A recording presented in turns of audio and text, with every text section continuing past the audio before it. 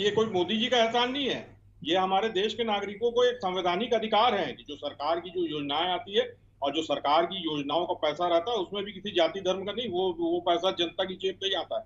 वो जो सरकार के संसाधन आते हैं वो कोई जाति धर्म वर्ग देख के नहीं आते, तो सभी का आता है। और उन संसाधनों पे देश का सभी नागरिक, चाहे वो अमीर हो गरीब हो, चाहे वो किसी भी जाति वर्ग का हो, सबका वो समान अधिकार रहता है। जी। और रही बात भारतीय जनता पार्टी की, तो भारतीय जनता पार्टी के चाल चरित्र चेहरे में ही पूरी तरीके से अंतर चलिए है। अपन उसको एक तरफ रखते हैं, एक नई बात करते हैं।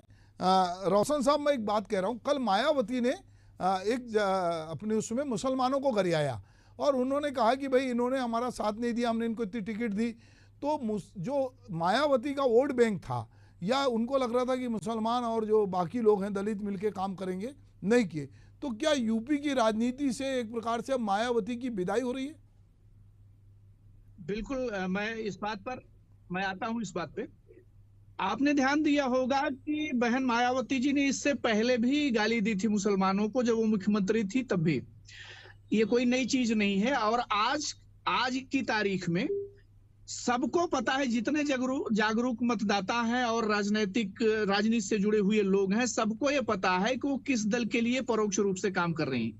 2014 में, आज से ये पैक्ट नहीं है, 2014 से उनका जो वोटर वर्ग था, भारतीय जनता पार्टी का उभार आया कहां से? साइलेंट समझौता था मायावती जी का कि आप अपने दलित बंधुओं को हिंदुत्व के नाम पर 2014 में उन्होंने एकदम क्लीन स्वीप करवा दिया था, आप सबको पता है।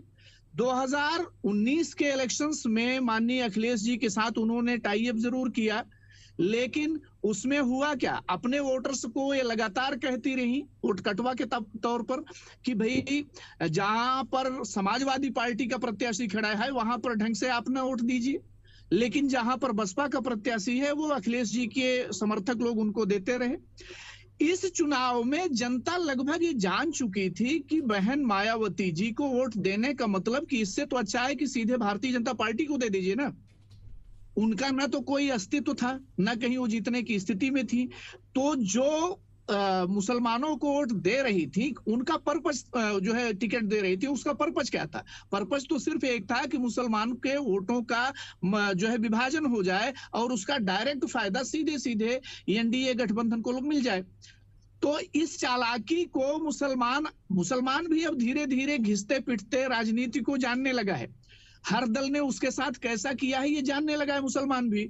तो मुसलमानों ने बिना किसी की अपील पर, आपने देखा होगा इस चुनाव में ना तो किसी मौलवी ने अपील की, ना किसी धर्मगुरु ने अपील की। इवन की ओवैसी साहब को मैं सैल्यूट करना चाहता हूं कि उन्होंने भी अपनी टांग नहीं अड़ाई, लेकिन स्वतः संज्ञान से मुसलमानों ने, और वो जो पिछड़ा वर्ग था, SC ST जो इनका कोर वोटर था, उसको भी ये समझ में बात आ गया। पढ़ा लिखा, उन्होंने कुल मिला के आपका कहना है कि लोग समझ गए हैं कि ये पूरा खेल किस तरह का था।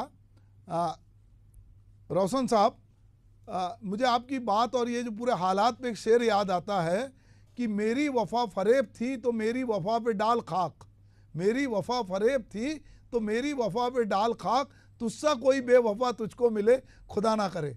नमस्कार।